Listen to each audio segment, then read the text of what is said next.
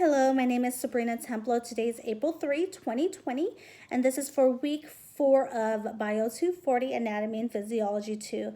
For this week's video exercise is about the lymphatic system. So first, I'm going to start by pointing out the locations of the lymphatic organs on my body. So first we have the thymus. The thymus is found just behind the sternum, and the thymus serves as a important role of the development of the T cells, which is an extremely important type of white blood cell.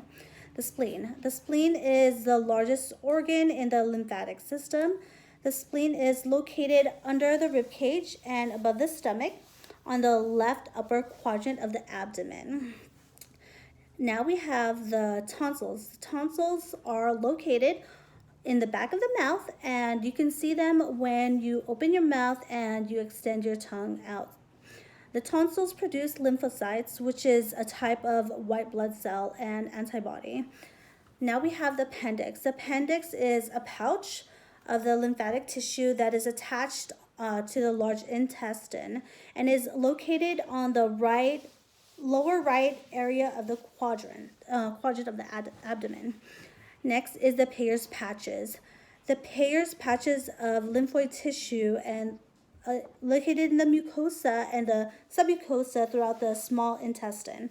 Now we have the cervical lymph node, which is found in the neck, and the axillary lymph node is a group of lymph nodes that are in the armpit areas. And those are the locations of the organs of the lymphatic system. Now I will move on to the functions of the lymphatic system. The primary function of the lymphatic system is to drain excess interstitial fluids.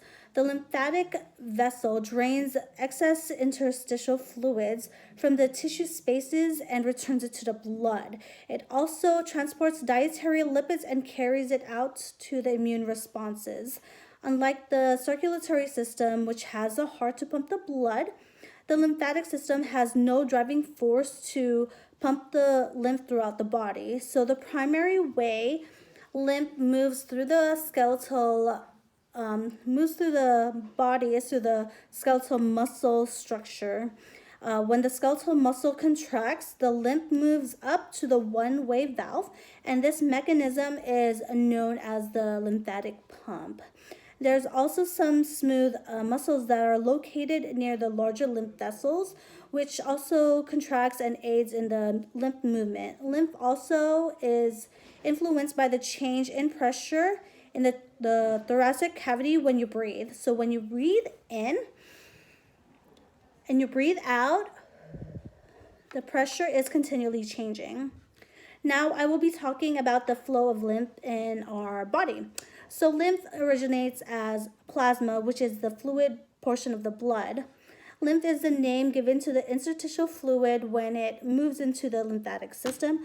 So it begins with the blood capillaries and their components, just like gases, nutrients, and hormones, which are filtered freely throughout the capillary walls, which forms interstitial fluids. So more fluids filters out of the capillaries than is reabsorbed, so which leaves us with an excess of interstitial fluid.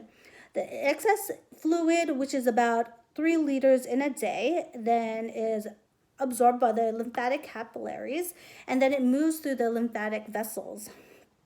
The lymphatic vessels are just like the veins of the circulatory system, which has a one-way valve, and it stops the backflow of the lymph from the lymphatic vessels.